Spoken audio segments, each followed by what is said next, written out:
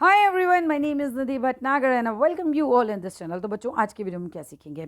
आज हम करने वाले हैं इलेक्टोरल पॉलिटिक्स का एक रिवीजन। अब आप इसको कह सकते हैं कि भाई एक चैप्टर की समरी है या एक लास्ट मिनट शॉर्ट रिवीजन है। तो चलो विदाउट डिले स्टार्ट करते हैं। इंट्रोडक्शन की बात करें तो भाई जो इलेक्शंस है ना, वो है हार्ट डेमोक्रेसी का।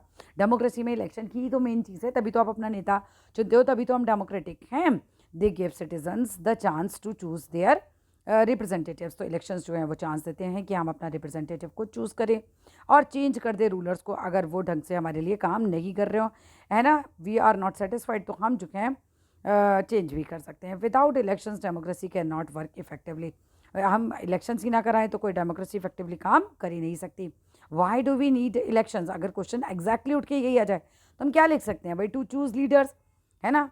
Citizens do not rule directly. भाई अब हमारे देश की 130 करोड़ से भी ज़्यादा जनसंख्या है, सारे मिलकर तो नहीं जा सकते कि है ना सब लोग बैठते चलो आज बैठ के कोई डिसीजन लेते हैं देश का। तो सिटीजन्स जो हैं वो डायरेक्टली रूल नहीं कर सकते, इसीलिए वो क्या करते हैं, अपने रिप्रेजेंटेटिव्स को चुनते हैं। अकाउंटेबिलिटी, तो गवर्नमेंट इज़ अकाउंटेबल, इसे ऐसे लिख देना कि लीडर्स जो हैं हमारे यहाँ आंसरेबल रहते हैं पीपल के प्रति।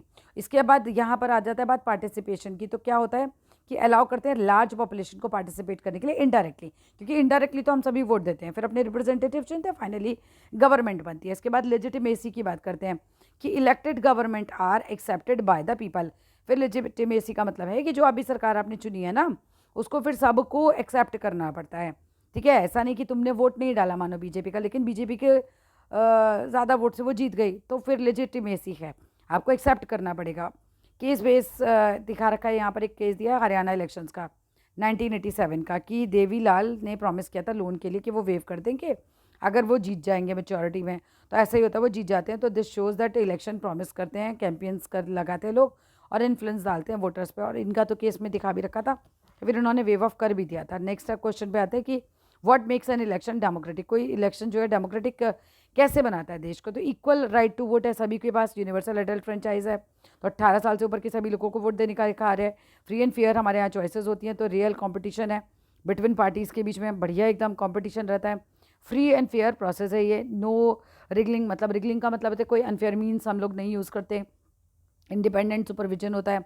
पॉलिटिकल कंपटीशन बहुत ज़्यादा रहता है लोगों के बीच में। कि पॉजिटिव बात ये कि अकाउंटेबिलिटी है सरकार की, हमारे पास चॉइस है, हम रिमूव कर सकते हैं अनपॉपुलर रूलर्स को भी।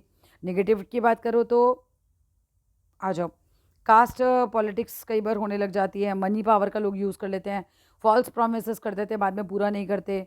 स्टिल डेमोक्रेसी नेसेसरी, कुछ भी कमी बता दो पर डेमोक्रेसी ज़रूरी है।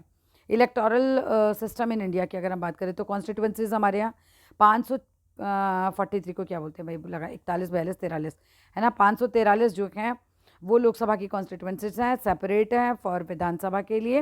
रिजर्व कॉन्सिक्वेंसेस की बात करो तो जो वहाँ पर SC ST लोग रहते हैं ज़्यादा, तो वहाँ पे रिजर्व भी रहती हैं सीटें, और वीमेन के लिए भी कुछ सीटें रिजर्व रहती हैं। पॉलिटिकल पार्टीज़ की बात करें तो नॉमिनेट जो करते हैं candidates, just a minute, nominate करते हैं हम कैंडिडेट्स को।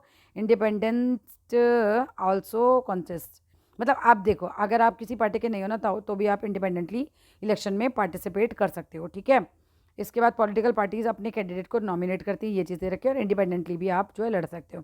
कैंपेन्स चलाए जाते हैं, भैया जीतेगा भाई जीतेगा, चप्पल वाला जीतेगा। ठीक है, इस तरीके के लोग अलग अलग स्लोगन्स लगाते हैं। ठीक है, रैलीज निकालते हैं।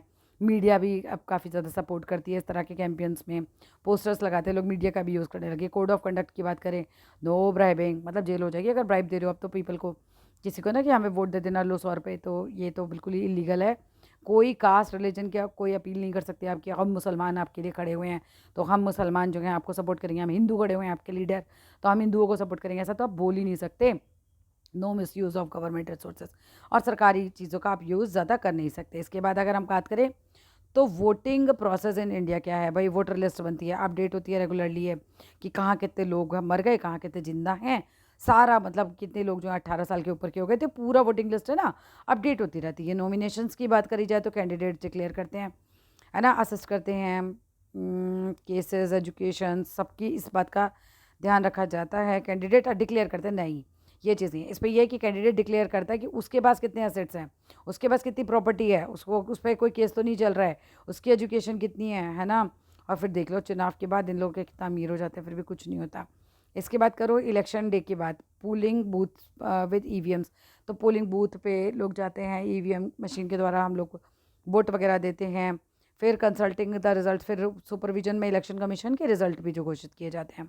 इंडिपेंडेंट इलेक्शन कमीशन है हमारे यहाँ, कोई नहीं, कोई पार्टी का इस पर प्रभाव नहीं होता। सुपरवाइज करते हैं इलेक्शंस को, प्रिपेयर करते हैं वोटिंग लिस्ट को ये, और मॉनिटर करते हैं कैंपियंस को, कोई मिसयूज़ तो नहीं कर रहा पावर का, इंश्योर करते हैं फेयरनेस को, इंडिपेंडेंट फ्रॉम गवर्नमेंट कंट्रोल से इंडिपेंडेंट रहते हैं। फिर आ जाते हैं यहाँ पर challenges to free and fair elections, money power का, caste religion influence, violence, false promises, still ये सब कुछ होते हैं इलेक्शंस में इंडिया में बहुत ज़्यादा ही, जबकि होने नहीं चाहिए।